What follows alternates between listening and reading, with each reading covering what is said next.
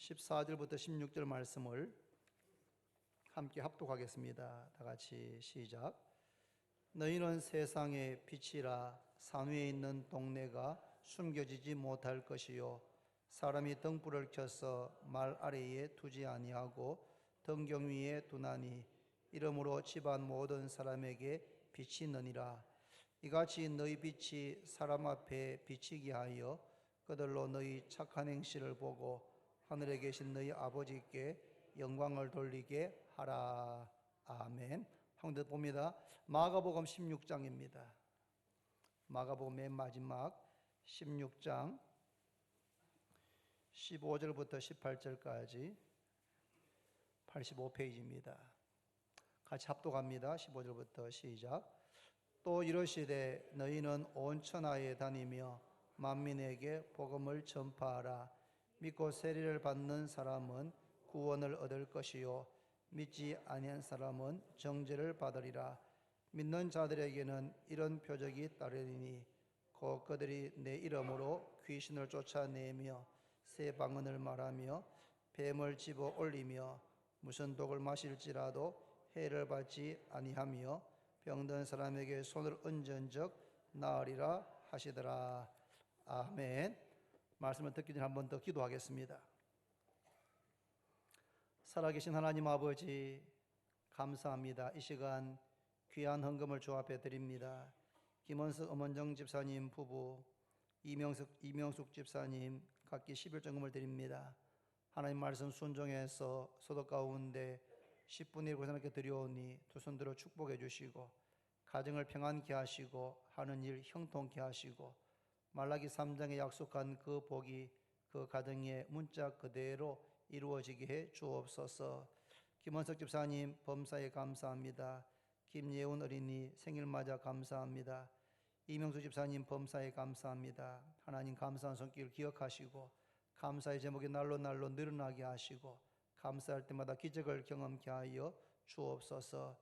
김복자 성도님 건축을 증업 주 앞에 드립니다. 하나님 기뻐 연락하시고 교회가 든든히 세워지게 하시고 드는 손길 축복해 주옵소서. 말씀을 전하고 듣습니다. 진리의 성령께서 함께 하셔서 전하는 자와 듣는 자가 함께 은혜 받는 시간 되게 하시고 증거된 말씀을 옥토와 같은 마음으로 받을 뿐 아니라 사랑방 모임에서 이 말씀을 중심에서 교제함으로 더 풍성한 교제가 이루어지게 해 주옵소서. 예수님의 이름으로 기도드립니다. 아멘.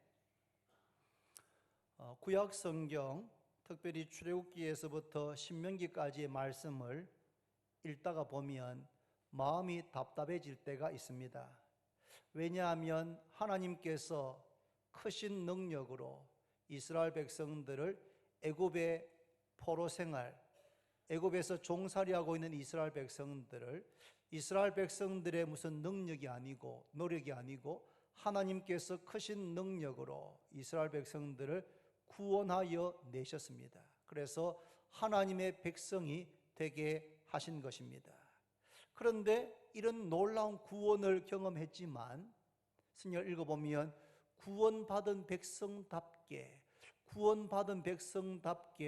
살지 못하는 것 때문에 읽으면서 마음이 답답할 때가 있습니다. 조그마한 어려움만 있어도 불평하고 원망합니다. 모세가 시내산에 올라갔다가 내려오는 것이 더뎌지니까 금송아지를 만들어서 숭배합니다.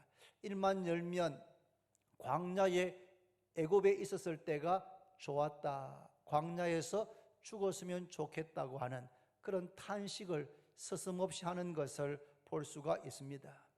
처음에는 이런 이스라엘 백성들의 모습에 화가 나기도 하고 짜증이 나기도 하고 어떻게 구원의 은혜를 경험하고 이럴 수 있는가 하는 마음이 들다가 곰곰이 생각해 보면 제 안에도 이스라엘 백성들과 똑같은 삶의 모습이 있는 것을 보고 깜짝 놀란 적이 한두 번이 아니었습니다. 구원받았으면 구원받은 백성답게, 하나님의 자녀이면 하나님의 자녀답게, 거룩한 성도이면 성도답게 살아가야 합니다. 오늘 마태오 5장 14절부터 16까지 말씀은 산상보훈에 나오는 한 부분의 말씀입니다. 산상보훈은 산 위에서 가르치신 예수님의 보배로운 말씀으로 마태복음 5장부터 7장까지에 기록되어져 있습니다. 누구에게 한 말씀입니까? 마태 5장 1절과 2절에 보시면 예수께서 무리를 보시고 산에 올라가 앉으시니 제자들이 나온지라 입을 열어 가르쳐 이르시되. 산상보훈의 말씀은 예수님께로 나오는 제자들에게 하신 말씀입니다.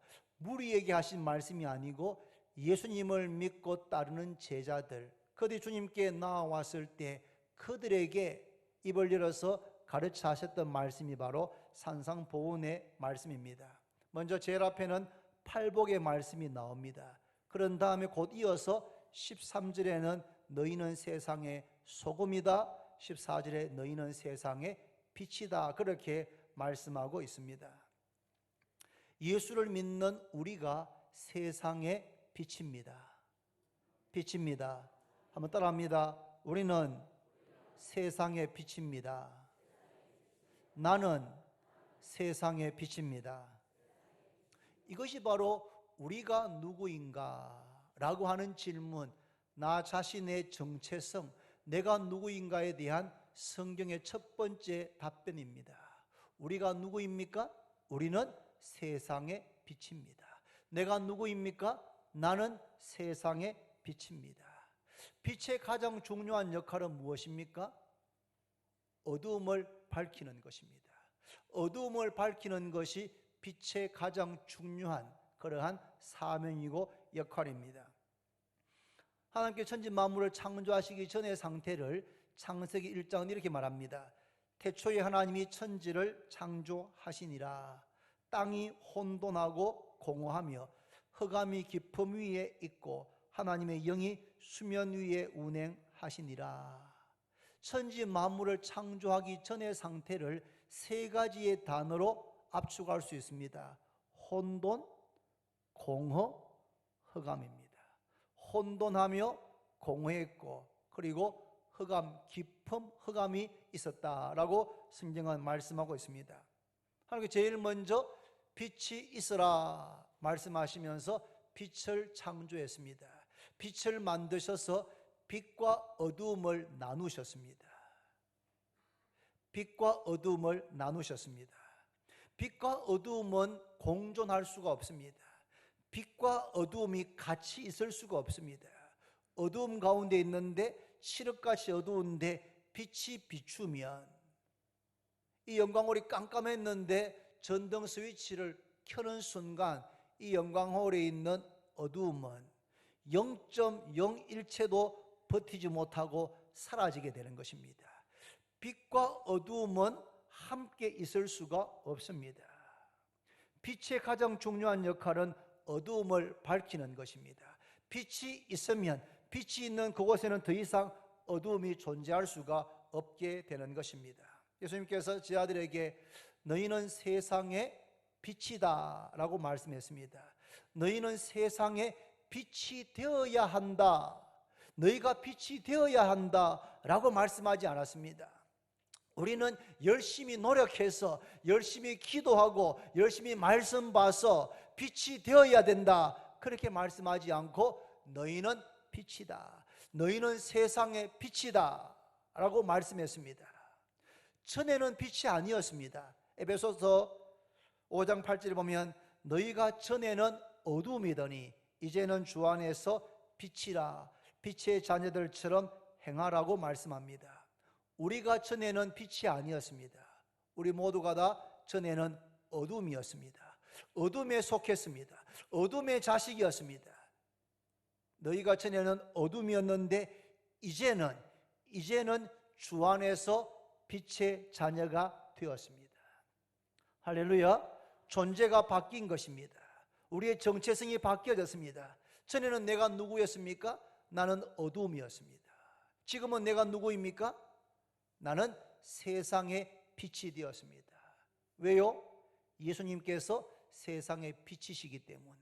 예수 믿는 우리들도 동일하게 세상의 빛으로 우리의 신분이, 우리의 정체성이 바뀐 줄로 믿으시기를 바랍니다.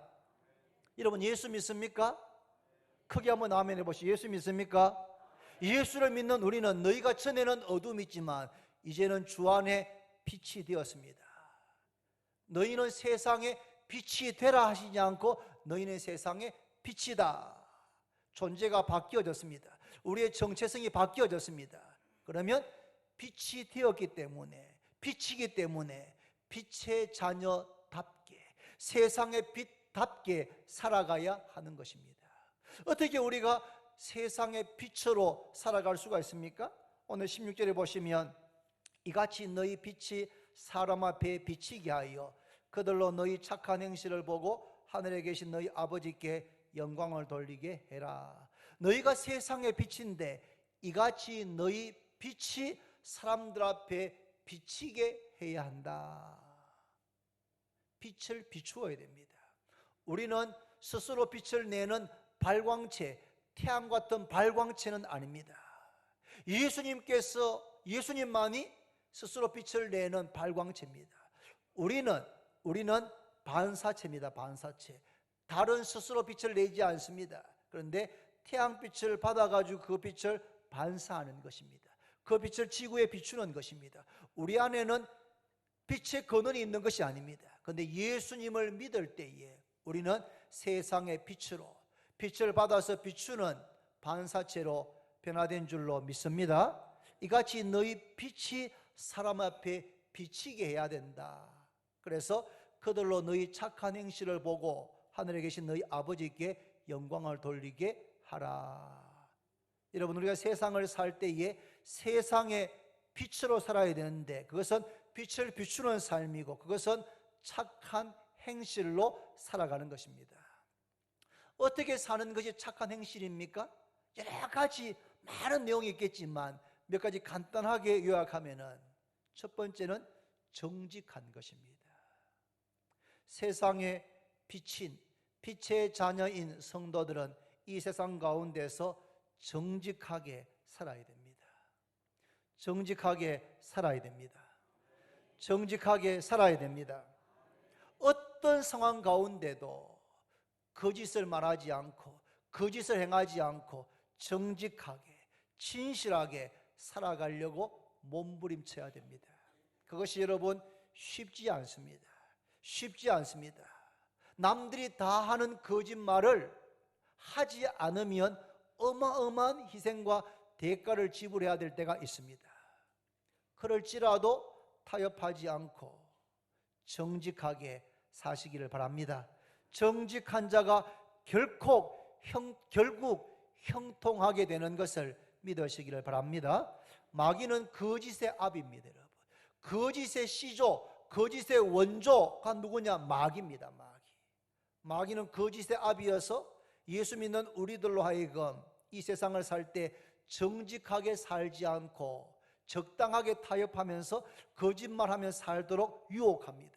이것만 남들 다 하는데 이것만 조그마한 거짓말인데 이거는 괜찮다, 그렇게 하면서 거짓말하도록, 거짓된 행위를 하도록 유혹합니다. 그런데 하나를 거짓말하게 되면 그걸 감추기 위해서 두 번째 거짓말, 세 번째 거짓말, 네 번째 거짓말을 하게 되어서 결국은 거짓의 압인 마귀에게 꽁꽁 묶여서 종으로 빛의 자녀가 되었지만, 세상의 빛이 되었지만 빛의 열매를 맺지 못하고 어둠의 자식처럼 그렇게 살아가게 만드는 것이 마귀의 유혹입니다. 정직하게 사시기를 바랍니다. 정직하게 살아가야 됩니다. 정직하게 살기 위해서 몸부림쳐야 됩니다. 두 번째는 무슨 일을 하든지 주님께 하듯이 해야 됩니다. 주님께 하듯이. 사람이 보면 열심히 하고 보지 않으면 대충 하고, 이것이 일반적인 사회생활의 원리입니다. 그런데 예수 믿는 우리들은 사람이 보든지 보지 않든지 무슨 일을 하든지 사람에게 하듯 하지 않고 주님께 하듯이 하시기를 바랍니다. 교회에서뿐 아니고 교회에서도 어떤 일을 섬길 때에 주님께 하듯이 하시고, 가정에서도 살림하실 때에도 아이들 키울 때도 뭘 하든지 주님께 하듯이 하시고, 직장에서도 물건을 만들든지 물건을 팔든지 무슨 일을 하더라도 주님께 하듯이 하시고, 그렇게 하는 것이 쉽지 않지만 최선을 다해서 범사를 주님께 하듯이 행하시면 시간이 지나면 사람들도 그 진가를 인정하지만 하나님께서 인정하시는 삶이 될 줄로 믿습니다. 정직해야 됩니다. 그리고 사람에게 보이기 위해서 하지 않고 무슨 일을 하든지 주님께 하듯이 해야 됩니다. 세 번째는, 빛을 비춘다는 것은 이 땅에서 용서하며 살아야 됩니다. 베드로가 예수님께 물었습니다. 예수님, 형제가 내게 죄를 범하면 몇 번까지 용서해 줘야 됩니까? 7번까지 용서하면 충분합니까? 라고 물었을 때 예수님께서 아니, 7번을 70번까지. 형제가 죄를 짓고 와서 용서를 구하거든 7번이 아니고 7번을 70번. 숫자는 490번이지만 490번까지만 용서하는 것이 아니고 끝까지 용서해라, 그렇게 말씀하십니다. 이게 역시 쉽지 않습니다. 어떻게 살아야 됩니까? 우리가 누굽니까? 우리는 바로 그 다음에 나오는 말씀이 뭡니까? 주님께서 1만 달란트 탕감받은 종의 비유를 말씀하십니다. 우리는 1만 달란트를 탕감받은 그런 죄인입니다. 하나님께로부터 1만 달란트를 계산하면 수조 원입니다. 수조 원. 그런 돈을 탕감받은, 용서받은 죄인인데, 동료가 100데나리온, 몇백만 원, 1000만 원 정도 빚진 것을 용서하지 않고 감옥에 집어넣어서는 안 된다는 것입니다. 1만 달란트 탕감받은 죄인으로서 용서하며 그렇게 사시기를 바랍니다. 네 번째는, 세상에 살면서 나의 권리를 정정당당하게 주장해야 할 때도 있지만 때로는 기꺼이 자원하는 마음으로 손해를 볼 줄 아는 성도가 이 세상에서 빛된 삶입니다. 때로는 우리가 정정당당하게 나의 권리에 대해서 정확하게 요구할 수도 있어야 됩니다. 그러나 때로는 어떤 경우에는 그렇게 해서는 아무런 문제가 해결되지 않을 때, 그럴 때는 내가 기꺼이 양보하고 내가 기꺼이 손해 보겠다고 하는 그런 마음을 가져야 합니다. 세상 사람들이 크리스찬들을 보면서 말을 많이 하고 말을 잘하고 그리고 절대로 손해보지 않는 사람이다, 그런 평가를 들어서는 안 됩니다. 여러분, 말은 잘하는데 어떤 실제적인 상황이 딱 벌어지면은 절대로 손해보지 않는 사람이라고 하는 평가를 들어서는 안 됩니다. 여러분, 말은 좀 적게 하고 우리가 기꺼이 손해보는, 기꺼이 희생하는, 기꺼이 내가 짐을 지는 그런 삶의 모습이 바로 세상의 빛으로 살아가는 삶의 모습인 줄로 믿습니다. 우리는 세상의 빛입니다. 세상에 비친 성도들은 정직해야 됩니다. 무슨 일 하든지 주님께 하듯이 해야 됩니다. 용서하며 사셔야 됩니다. 그리고 기꺼이 손해볼, 기꺼이 양보할 그런 마음으로 이 세상을 살아가면 예수 믿지 않는 세상 사람들이 보고 여러분들의 착한 행실, 그런 정직함, 그런 주님께 하듯이 하는 삶의 모습, 용서하는 모습, 기꺼이 손해보는 모습을 보면서 마음의 감동을 받고 하나님께 영광을 돌리는 일이 있겠다, 그렇게 말씀하고 있습니다. 오늘 두 번째 본문은 마가 16장 15절 18절입니다. 또 이러시되 너희는 온 천하에 다니며 만민에게 복음을 전파하라. 믿고 세례를 받는 사람은 구원을 얻을 것이요 믿지 않는 사람은 정죄를 받으리라. 이 말씀은 예수님께서 하셨던 말씀입니다. 언제 했습니까? 14절에 보시면 마가 16장 14절에 그 후에 열한 제자가 음식 먹을 때에 예수께서 그들에게 나타나사 그들의 믿음 없는 것과 마음이 완악한 것을 꾸짖으시니 이는 자기가 살아난 것을 본 자들의 말을 믿지 아니함이러라. 또 이러시되 너희는 온 천하에 다니며 만민에게 복음을 전파해라. 부활하신 예수님께서 제자들에게 말씀하십니다. 너희는 온 천하에 다니며 복음을 전파해라 라고 명하십니다. 왜요? 우리가 누구이기 때문입니까? 우리의 정체성이, 따라합시다. 우리는 복음의 증인입니다. 우리는 예수의 증인입니다. 바로 우리가 복음의 증인, 복음을 전할 사람, 예수의 증인, 예수를 전하는 사람인 것입니다. 이것이 바로 예수님을 믿는 우리의 정체성입니다. 온 천하에 다니며 복음을 전파할 때 어떤 일이 있습니까? 이어지는 17절 18절에 믿는 자들에게는 이런 표적이 따르리니 곧 그들이 내 이름으로 귀신을 쫓아내며 새 방언을 말하며 뱀을 집어 올리며 무슨 독을 마실지라도 해를 받지 아니하며 병든 사람에게 손을 얹은즉 나으리라 하시더라. 예수의 증인, 복음의 증인으로서 나가서 복음을 전할 때에 이런 표적이, 귀신이 쫓겨나가고 새 방언을 말하게 되고 뱀을 집어 올리고 무슨 독을 마셔도 해를 받지 않고 병든 사람에게 손을 얹은즉 낫는 이런 표적이 있겠다고 말씀했습니다. 이 말씀대로 오늘 아침에 봤던 사도행전 3장 말씀에 베드로가 은과 금은 내게 없거니와 내게 있는 이것을 너에게 주노니 나사렛 예수 그리스도의 이름으로 일어나 걸어라. 베드로는 자기에게 나면서부터 안전병이 된 자를 일으킬 수 있는 능력이 자기에게 없는 것을 잘 알고 있었습니다. 그런데 베드로는 자기와 함께 하시는 예수 그리스도께서 어떤 병자들도 고치셨고 죽은 자도 살리셨던 그 주님께서 자기와 함께 계시는 것을 믿었고 그 예수님께서 나면서부터 안전병이 된 자를 일으킬 수 있는 것을 베드로는 믿었던 것입니다. 믿는 자들에게 이런 표적이 따르리니 병든 사람에게 손을 얹은즉 나으리라. 일어나라, 일어나 걸어라. 그렇게 할 때 주님께서 역사하셨고 나면서부터 한 번도 일어선 적도 그런 적 없는 사람이 일어나서 걷게 되고 뛰는 역사가 일어난 줄로 믿습니다. 이것이 예수 믿는 우리의 자아 정체성입니다. 우린 누굽니까? 우리는 세상의 빛입니다. 따라합시다. 우리는 세상의 빛입니다. 나는 세상의 빛입니다.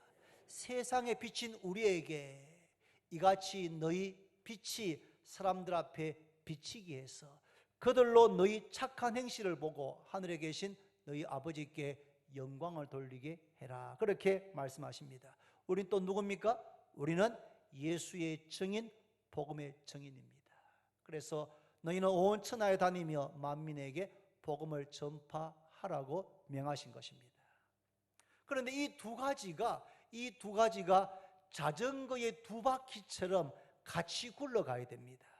기차의 두 레일처럼 함께 있어야 됩니다. 자전거가 한 바퀴로 굴러갈 수 없고 기차 레일이 하나를 가지고 기차가 그 위를 달릴 수 없는 것처럼 세상에 비친 우리의 정체성과 예수의 증인된 이 두 가지의 정체성이 같이 가야 되는 것입니다. 하나만 있어서는 안 되는 것입니다. 그런데 많은 경우에 이 두 가지를 함께 취하지 않고 한 가지만 한쪽으로 치우치기가 너무 쉽습니다. 예를 들면 직장에서 친척들 가운데서 친구들 가운데서 세상의 빛들로 살아갑니다. 정직합니다. 무슨 일을 하든지 주님께 하듯이 합니다. 친구가 잘못하고 용서를 구하면 용서해 줍니다. 그리고 어떤 순간에는 자기가 희생하고 손해보고 기꺼이 짐을 집니다. 그렇게 1년, 2년, 5년, 10년 직장 생활하면서 집안 식구들에게 친구 사이에 그렇게 행합니다. 그런데 한 번도 입을 열어서 예수님을 전하지 않습니다. 예수를 전하지 않습니다. 그러면 직장 동료들이나 집안이나 친구들은 야, 참 저 사람 너무 좋은 사람이다, 너무 성품이 좋은 사람이다 라고 인정하고 칭찬하기는 하지만 그 사람을 통해서 하나님께 영광을 돌리면서 구원받는 역사는 일어나지 않고, 그렇게 산 것에 대한 칭찬과 영광을 그 본인이 받게 되는 경우가 있습니다. 정반대의 경우도 있습니다. 직장에서나 집안에서 만날 때마다, 기회 있을 때마다 예수를 전합니다. 교회를 소개합니다. 담임 목사를 자랑합니다. 귀한 일이지요. 때를 얻든지 못 얻든지 복음을 전파합니다. 왜요? 우리가 예수의 증인이기 때문에. 그런데 직장에서 업무는 소홀히 합니다. 업무는 잘하지 않습니다. 열심히 일해야 될 때 새벽 기도하고 철야 기도하고 왔다고 막 엎드려 자고 있습니다. 날마다 상사한테 지적을 당합니다. 주어진 미션을 제대로 수행하지 못합니다. 그런다면 시간 있을 때마다 예수 믿으라고 전도했지만 그 열매가 맺혀지기는 매우 어렵습니다. 왜요? 삶이 뒷받침되지 않기 때문입니다.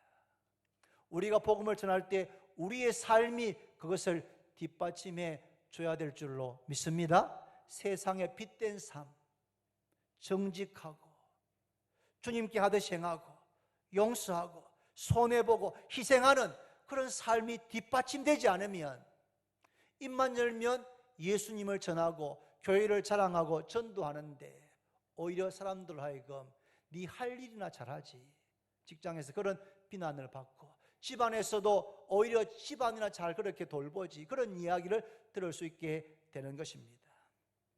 이 두 가지는 항상 같이 가야 됩니다.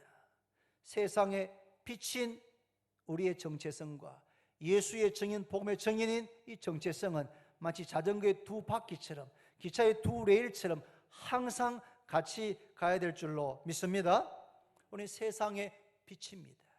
그래서 우리는 세상에서 살면서 정직하게 주님께 하듯이 용서하면서 희생하고 때로는 손해를 보면서 그렇게 기꺼이 살아갑니다. 그러나 그게 다가 아니고 기회가 있을 때마다 예수를 전합니다. 복음을 전합니다. 힘들어하는 사람의 이야기를 들어보면서 내가 너희에게 돈은 빌려줄 수 없지만, 내가 다른 건 할 수 없지만 내게 있는 이것을 당신에게 전해주고 싶습니다. 바로 예수 그리스도십니다. 그 예수 그리스도가 저를 어려움과 절망과 질병 가운데서 일으키셨던 것처럼 그 예수님이 당신도, 당신의 삶도 그렇게 회복시키고 새롭게 하실 것입니다. 세상의 빛된 삶과 예수의 증인된 삶을 함께 살아가시기를 바랍니다. 세상의 빛으로 살고 예수의 증인으로 살려면 성령 충만해야 됩니다. 성령 충만하지 않으면 세상의 빛으로 예수의 증인으로 살아가기가 어렵습니다. 성령 충만하면 성령께서 우리가 세상의 빛으로 복음의 증인으로 살 수 있는 능력과 지혜를 주십니다. 성령 충만하시기를 바랍니다. 성령 충만을 사모합시다. 성령 충만한 것은 곧 예수님으로 충만한 것입니다. 어떻게 성령 충만할 수 있습니까?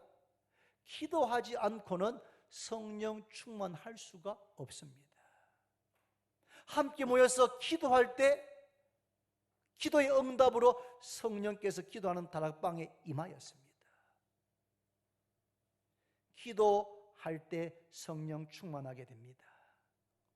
쉬지 말고 기도해야 되지만 특별히 좋은교회 성도님들, 우리들은 특별히 좀 시간을 정해서 기도하는 것이 우리의 습관이 되면 좋겠습니다. 오늘 오전에 봤던 베드로는 제9시 기도하는 시간에 기도하기 위해서 성전에 올라가고 있습니다. 유대인들은 제3시, 제6시, 제9시, 오전 9시, 12시, 3시에 기도하는 습관을 가졌다고 합니다. 다니엘도 포로 생활했지만 그가 하루에 3번씩 이로 설명한 창을 열어놓고 3번씩 그렇게 기도했습니다. 우리도 오늘부터 내일부터 하루에 3끼 밥을 먹는 것처럼, 하루에 석장 승려를 읽는 것처럼 하루에 3번씩 시간을 좀 정해서, 율법주의처럼 그렇게 할 필요는 없지만 마음에 좀 시간을 정해서 기도한다면 아주 유익하고 성령 충만하게 될 것입니다. 아침 시간에 일어나는 시간대 정해서 나는 5시, 나는 6시 시간을 정해서 그때 기도하는 겁니다.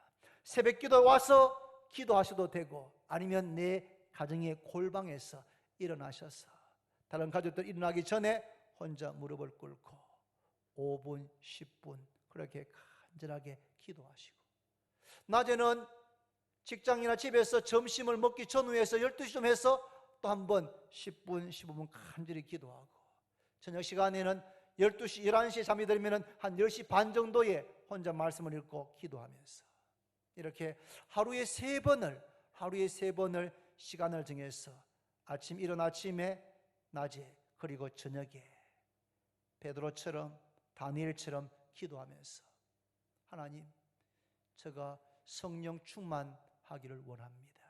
성령 충만해서 세상의 빛으로, 예수의 증인으로 살게 해주시고, 무엇보다도 우리 가족들 다 예수 믿게 하시고, 내가 지금 전도하려고 이름 적은 그 한 분 한 분 주께서 구원해 주시고, 오늘 하루의 삶을 주님께 맡기면서 그렇게 기도하시는 그런 우리 모두가 다 되기를 바랍니다. 한번 따라합니다. 우리는 세상의 빛입니다. 나는 세상의 빛입니다. 우리는 예수의 증인입니다. 나는 예수의 증인입니다. 세상의 빛으로, 예수의 증인으로 살기 위해서 성령 충만하기를 원합니다. 여러분, 성령 충만하기를 사모하고, 말씀을 듣고 끝나지 말고 오늘부터, 오늘 저녁부터, 내일 아침부터 시간을 정해서 길게 하지 않아도 5분씩 혹은 10분씩 그렇게 간절히 기도하면서, 다니엘이 기도하면서 자신의 마음을 하나님께 향했던 것처럼 그렇게 기도하면서 우리의 주파수를, 우리의 마음을 하나님께로 향하는 그런 우리 모두가 되어서 세상의 빛으로, 예수의 증인으로 살아가시는 우리 모두가 다 되기를 바랍니다. 찬양하겠습니다. 마라나타 찬양하고 합심 기도합니다.